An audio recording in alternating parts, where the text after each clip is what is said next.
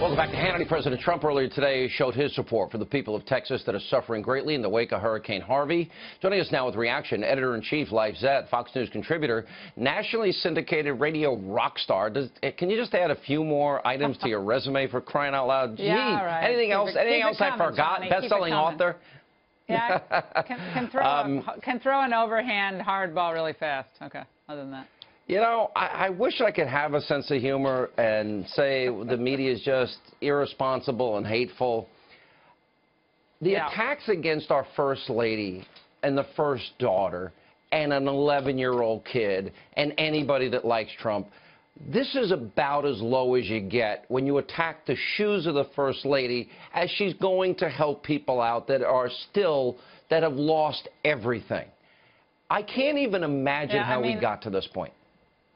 Well, I think it's a sign of how desperate the left is. It's a sign of how absolutely unhinged they are. And I love how they're always for individual expression in your sexuality, expression in your views on abortion, your expression on a whole bunch of things. But now you can't express yourself in the way you dress. I mean, they're for dressing in all manner of crazy fashion choices, except, you know, Melania, for like some period of time, decides she wants to wear heels, then she had sneakers on.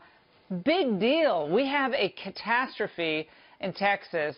We're dealing with it the best we can. The people of Texas coordinating with the feds. State is doing, I think, a tremendous job under Greg Abbott. I'm so glad you had him on tonight. What a star. And I think people are grateful that they actually have leadership that can navigate a once-in-a-lifetime, once-in-a-century weather event. This is really hard. And the best that, you know, Trump is doing a good job in coordinating when the best that they have is Melania's shoes. Okay, that's all I'll say about that. I mean, I guess there's one, you know, but in many ways, I've been arguing, Laura, that with all of the obsession to take down the president and smear and slander him every day, in the process of focusing all their attention on that, the media, the Democrats, and weak Republicans and everybody else, they're not serving the forgotten men and women that are in poverty on food stamps and that, the labor force. By focusing in on the insignificant, they're not helping the people that are struggling to save lives and are trying to rebuild their lives now. And to me, this exposes something. It's almost as if they're, you know what it is? It's like they were hoping the president failed for cheap political points. Let me just be blunt. That's what they're hoping for.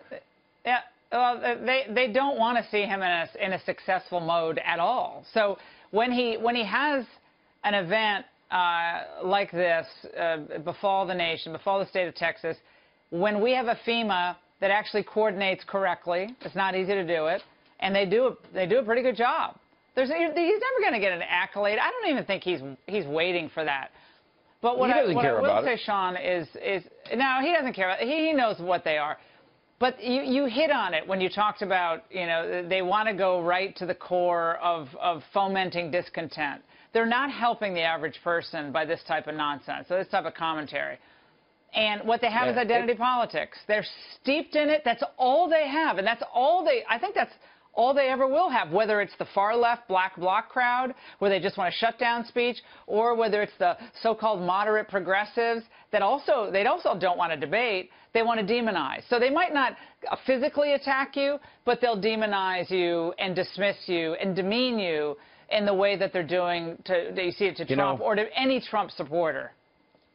I've got to run, but I'm going to say this. Here's my prediction. This is going to boomerang back so hard and hit them so hard they won't know what has happened. And they don't realize that people are seeing through this now. Laura, thank you.